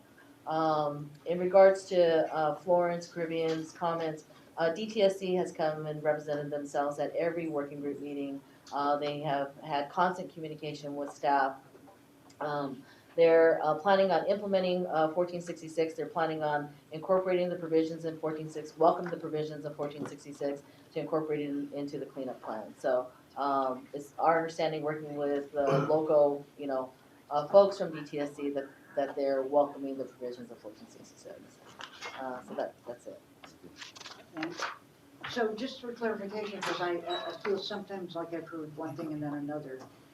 What is it that triggers a requirement for an entity to have to comply with this rule? So there's the entry into the rule is either where you have an oversight agency, EPA, DTSC, the State or Regional Water Quality Board, already identifying the site as they're having action and they're going to be doing earth moving activity.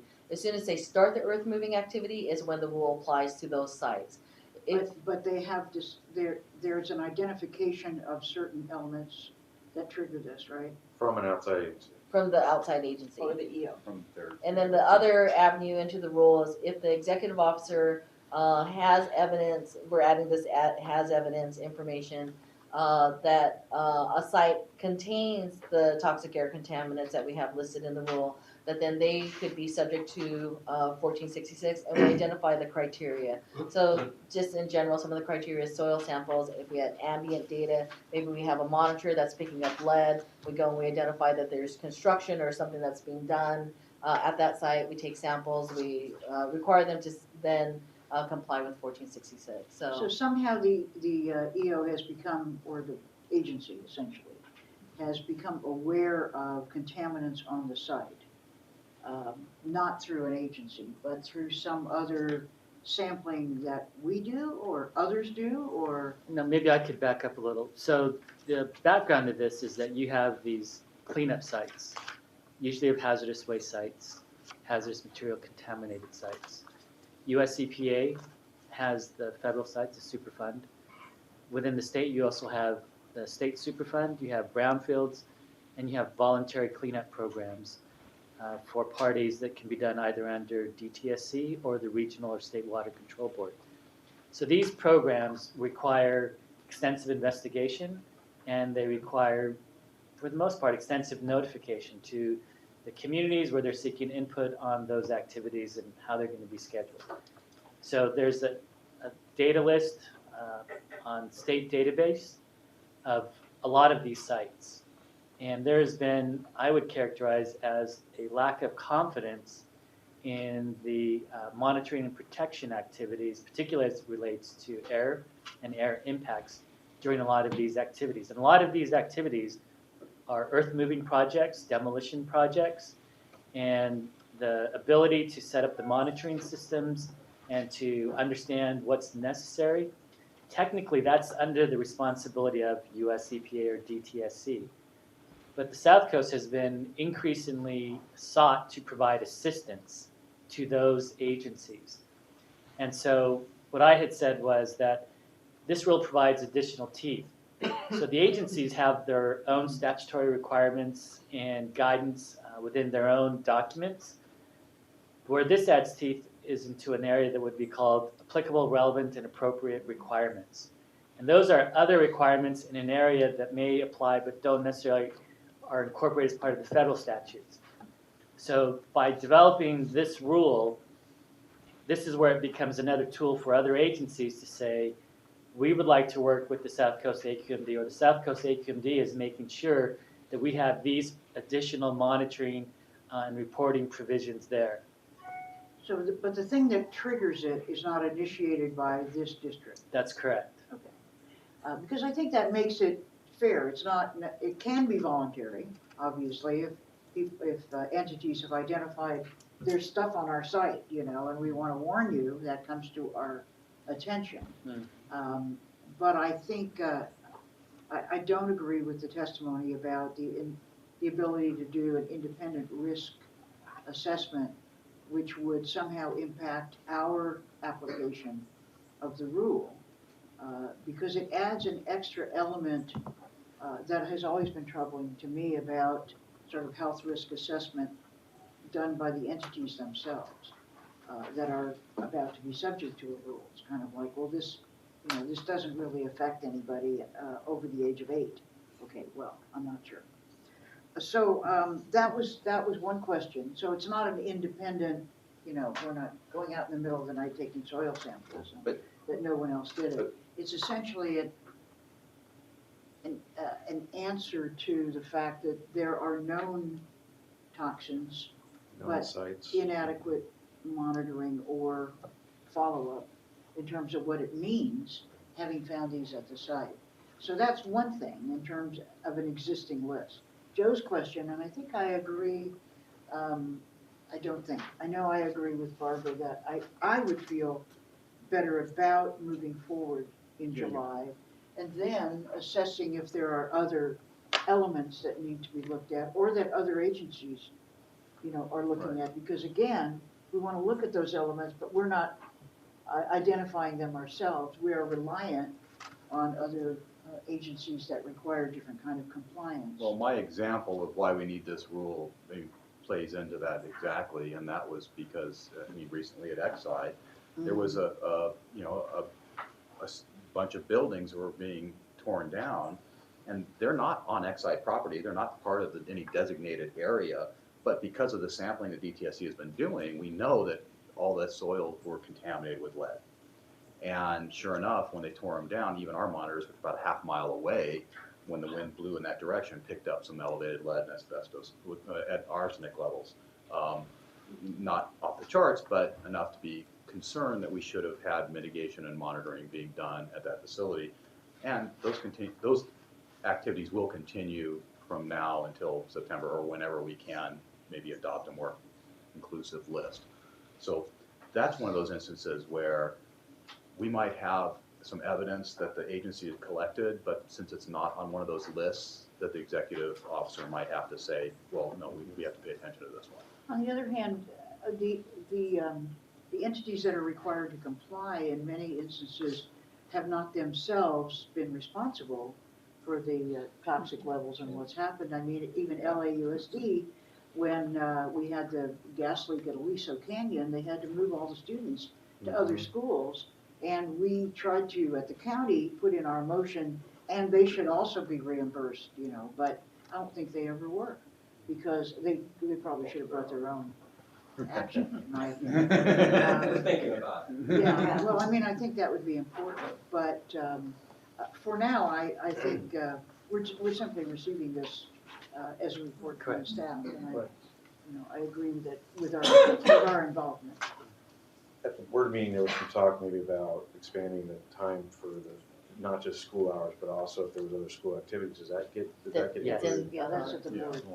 But not necessarily all the sporting activities and everything, or is that considered a affiliated, or whatever that term was that you used?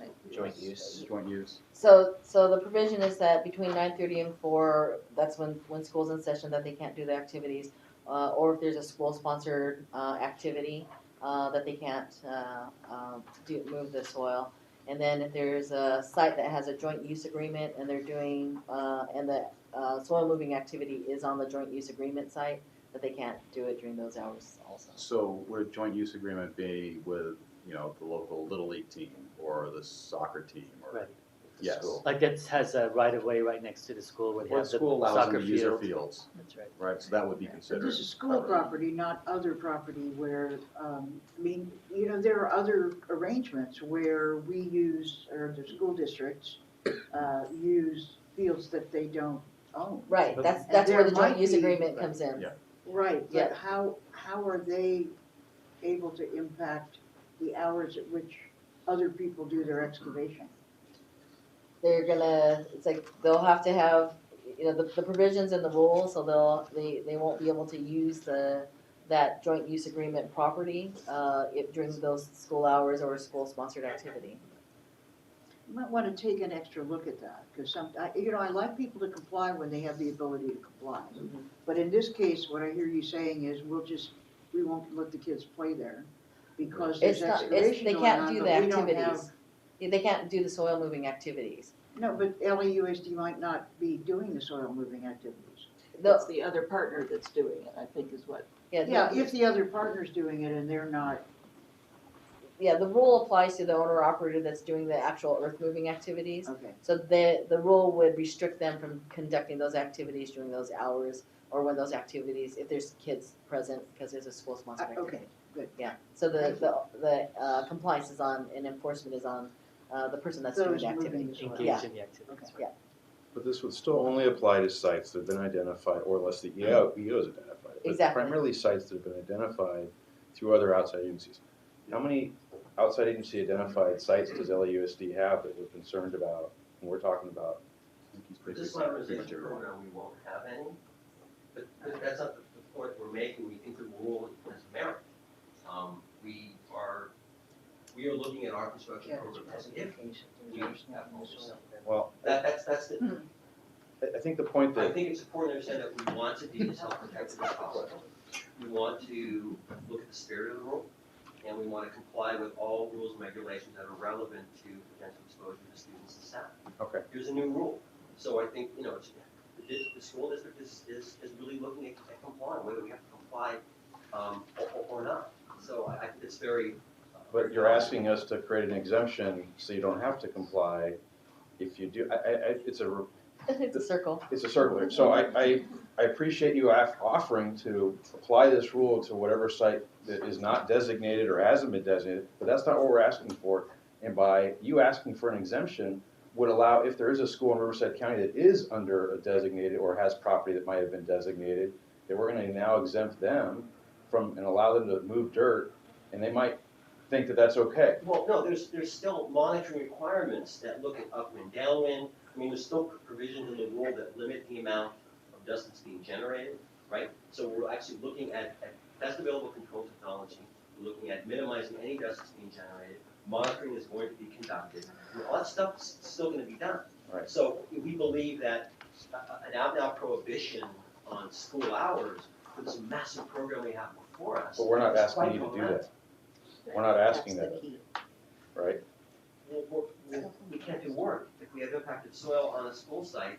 Only if it's impacted, but this rule only applies if it's impacted, if it's a site that's been designated or otherwise known and not, so Well, we will know. See, we do robust sampling. We know what we have before we start peeling up asphalt or knocking buildings down. So We do that- already So know. now that they know. So now that you know, then you're gonna go to DTSC and tell them that you have a contaminated site? No, we're gonna treat it as if we had oversight and comply with the rules.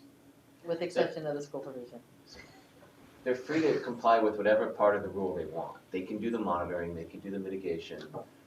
If the rule isn't applicable, they don't have to comply with the school hour provision if they don't want, right? Only if we designate them. Only if we designate Right. them. They have to comply with them. Move to close this item. Thank you. All right, any other questions? All right, we'll move on to the next item, item 5, best available control technology guidelines. Thank you. Please. Good morning. Thank Good you. morning, board members. Hi there. Okay, I'll be very brief here. This item is to provide an update on the back guideline status for the past activities over the past 6 months. Background, in December of last year, we took the guidelines to the board for approval of an update. At the same time, we established a charter for the back scientific review committee. The board also directed staff to continue work on updating the guidelines, reviewing and looking at other districts' determinations, and with a focus on ultraviolet electron beam inks and coating technology and how that can be applied into the guidelines, and to report back to the Stationary Source Committee in June of this year. Over this time, staff held 2 public meetings with the BAC Scientific Review Committee in April and May of this year. And that time, we provided proposed updates to the guidelines. We received 9 comment letters totaling over 35 questions. And those questions were addressed at the second meeting we had this year. Here we go. And the background, we're targeting primarily parts B and D of the guidelines. Those are the major and minor source back determinations. These are technologies that we have reviewed, have determined they're achieved in practice. They include UV-EV, water-based inks and coatings, wood ovens, engines, and other equipment. The district also has been reaching out to other districts like the Bay Area AQMD and the San Joaquin Valley APCD for their determinations to see if we're consistent with what they're doing also. Staff also conducted several site visits to the facilities where the technologies that we're proposing under the new updated guidelines. And worked also with the printing industry associations, including the Printing Industries Association of Southern California, with the Specialty Graphic Imaging Association and RadTech. They're very helpful with us and helping us coordinate the site visits to these facilities. Again, we're also updating the guidelines to maintain consistency with existing rules, both state, federal, and local. And as a commitment, we are continually striving to address and make the guidelines more user-friendly, to make the interactive experience of the public with the guidelines more efficient and faster. This slide lists the proposed updates to the LAIR or major source guidelines. Section 1 is section 1 that provides these updates that are based on AQMD permits that we issued. All these technologies have been achieved in practice. They comply with the LAIR requirements of being operated for at least 6 months or more. They've been source tested. They're also commercially available. So these technologies are out there. They've been in operation for some time, and we are going to propose these to be part of the major source back determinations. And also, these 2 are updates to the guidelines. Boilers and IC engines run on digester gas are already existing guidelines. We're providing new examples of those to the guidelines to make it more up to date. Section 2 of the guidelines identifies determinations made at other districts. This time, these 2 determinations for graphic arts, for flexographic and fiberglass polyester resin operations are determinations that were brought to our attention late last year. We looked into them. The one for San Joaquin Valley was a... Marlene is here. How are you? What's it? Okay, I'm connected. Should I keep on? There we go. Oh, there we go. Okay. There we go. It's okay. So it was these 2. Bottom line, these 2 determinations, like the first at San Joaquin Valley, was for 1% of VOC content on inks and 8% on coatings. After initial review, we looked at that this back determination from San Joaquin Valley could potentially allow higher VOC content ink than our current Rule 1130. So we're placing this on hold for further review. Also for the polyester resin determination that was at the Bay Area, we contacted the Bay Area. They in fact told us that they're no longer implementing that. It's been a determination that was done back in 2006, and there has been now superseded by their Reg 8 Rule 50 requirements for polyester resin operations, similar to our Rule 1162. So therefore, we're not proceeding with this listing, but still we're moving on and still looking at other districts, see what they're doing, just to make sure that we're on the same page as far as back determination. Section 3 is for emerging technologies. This section highlights technologies that not quite have been determined or proposed for LAIR, but they're emerging technologies that we feel they've been permitted by the AQMD, they've been achieved in practice, they've been source tested in most cases, they're really good technologies. For example, the one over here is an emergency backup generator, a 1 megawatt generator installed at a industrial gas manufacturer, and it incorporates SCR along with a diesel particulate filter and achieves a Tier 4 emission limit. So it's very technology I'm very forward in technology-wise, so we're looking at that technology for a potential future back determination, and also for the fuel cell, which is a 1.4 megawatt fuel cell at a wastewater treatment facility. Here we go. And these are for Part D for non-major or minor source facilities. We're proposing these 4 categories regarding the printing industry. As we mentioned, we looked into UV, EV coatings with water-based, and we really recognized that these technologies are now becoming a larger part of the printing industry, whether it's flexographic or screen printing. So to identify and to encourage the use of these technologies, we're adding the use of, for flexographic printing, we're adding the use of UV, EV, water-based inks and coatings, less than 180 grams per VOC per liter, which is consistent with the current 1.5 pounds of VOC per gallon. Similarly, with the screen printing, we're adding the optional compliance for back with the use of UV, EV, water-based inks and coatings that consistent compliance with 1130.1. For the other 2 categories, we're adding a requirement that we discovered, and we identified facilities that have added after control to comply with the use of non-compliant inks. The Rule 1130 allows those facilities to use that, and these have gone above and beyond the rule, which is very impressive, and we're looking at actually making those back determinations for technologies that have gone above and beyond what the rule requires. Food ovens is a category we're proposing to add. It's a new category. It's not currently in the guidelines. And for feedback from our engineering folks, this is something that has come up a lot in past years. When food ovens are being operated, there's been a need to identify a back determination. We're adding this determination to highlight the fact that food ovens come in different categories: ribbon burners, direct flame, direct fire, infrared, and other. So we're going to be adding those determinations that are consistent with current rules and past practices and back. In addition to a baker oven, Rule 1153 requires a control of 70% when you achieve over 50 pounds per day of VOC emissions. We identified a facility that actually has cost-effectively installed after control for at 30 pounds per day at 95% efficiency. So it goes above and beyond the rule. We're proposing that as a next back category. And here are categories that are listing that are new and updates. Since Rule 1110.2 has been passed and is also a SIP approved rule, we're adding a category for engines that are stationary, non-emergency, and generate electrical power. And we also have separate instances where facilities have complied with those limits. And also we're adding footnotes to existing categories to the effect that that is a new listing, and other listings that were there are being updated for that listing. For portable engines, to be consistent with state requirements for those portable engines between 75 horsepower and 175, we're adding a Tier 4 final requirement. As I mentioned earlier, for dryers and ovens that were used before for baker ovens or food ovens, that footnote is being added to say that now that doesn't apply to food ovens and have to refer to the food oven category. And as usual, our efforts to make the guidelines user-friendly, we're looking at equipment category search, adding that link that'll make the navigation, the actual experience of going through the guidelines a lot simpler, a lot more efficient. Folks can get to the right equipment they're looking for, identify what back applies to their technologies. In the future, we're looking at making the policy clarification updates and adding, similar to the major source, adding a emerging technologies section for minor sources, new up-and-coming technologies that we looked up in the future.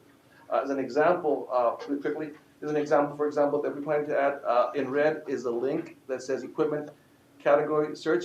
That'll be a link that would make the navigation experience through the back web page a lot simpler and efficient. Folks can go there, click on that link. Let's say I'm looking for a abrasive blasting room. I'll click on that link. This window will come up with equipment categories in alphabetical order. You click on the letter A, and it'll bring up all the equipment categories under A.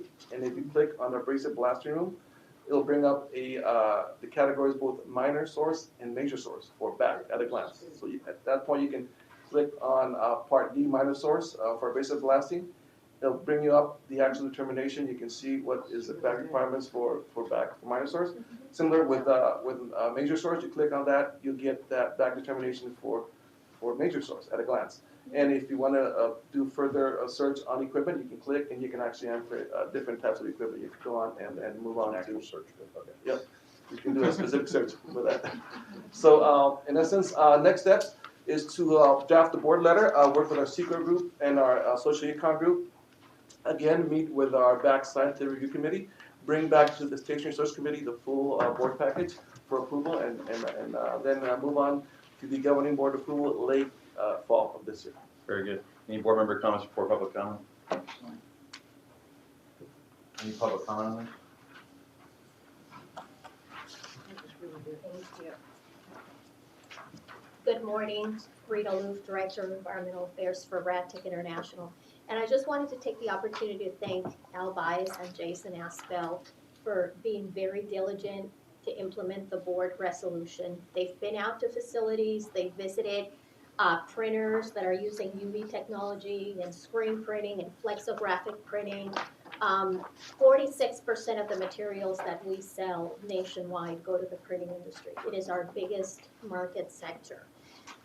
Yesterday, we held a webinar that was sponsored by the Screen Printing Graphic Imaging Association and by the State University of New York, where a case study was presented from a company in Wisconsin, Empire Industries, and their owner started this company in 1960 and was living out of his car because he had put every cent he had on the company. It's a success story. Today he has 275 employees and they are implementing UV LED, which they have, excuse me, reportedly saved $230,000 a year by the conversion. And the bulbs last 10 to 14 years.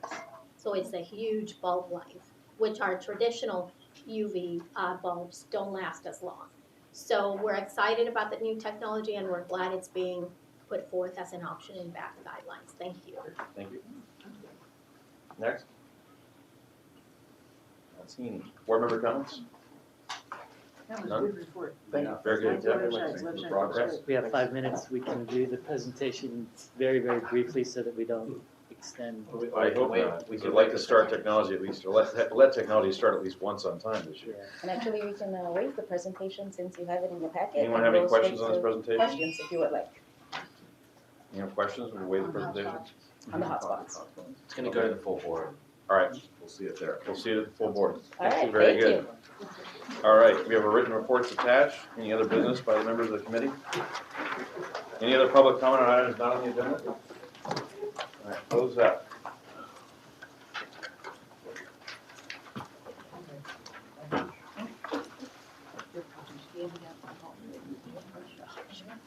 I am honored to be on the work group looking at the hydrochloric acid issues at 2 refineries in the LA area. I attended that meeting yesterday here at the district. One of the community groups, the active community group, looking at these issues, had a speaker at that meeting, Dr. Sally Hyatt, and she Hayati, thank you. She presented an excellent presentation comparing hydrofluoric acid with modified hydrofluoric acid. And at the end of her presentation, at least one of the participants who apparently represent the oil industry, and actually the work group is not absolutely balanced in that regard, announced that he was an attorney and started to cross-examine her in the meeting. And she handled that with grace and expertise. And then another gentleman got up and expressed his qualifications and, in my opinion, also cross-examined her. And I would like to suggest that if, and in fact I know this to be true, the oil companies have come to these meetings, made long presentations, in my opinion stretched it out as long as they could in order to eliminate or shorten the time that the public had to speak, and nobody in the public cross-examine them, and I don't think that if the public had asked to or had done that, that it would have been accepted as the right way to behave. Now, I don't want to suggest that I have any criticism of the Air District, because I actually wish I would have said something when it happened, but it took a little mulling it around in my mind to really come up with the fact that I just thought that wasn't necessarily appropriate. And you may disagree with me that it wasn't a cross-examination, but I will tell you for sure this. I said, I'm an attorney, now I'm going to ask you some questions, and it sounded like a cross-examination to me. So I make that comment. And my interest is that the voices on that committee have equal opportunity to comment. That's really what it's about. And my second comment has to do with the indirect source work that's underway at the district. And this is where I told Phil when I spoke about this at one of the meetings that it's kind of unshaped. You're at 3 minutes and we need to go ahead and wrap this up. I'm going to wrap it up Okay. because I don't have much to say on this, but I'd like to see, I think I'm going to prepare comments by June 30th on the indirect source work and suggest that perhaps there should be a community-based work group looking at these issues as well. So that's my comment. Okay, thank you. Very much. Any other public comments? Great, with a minute to spare, we are done.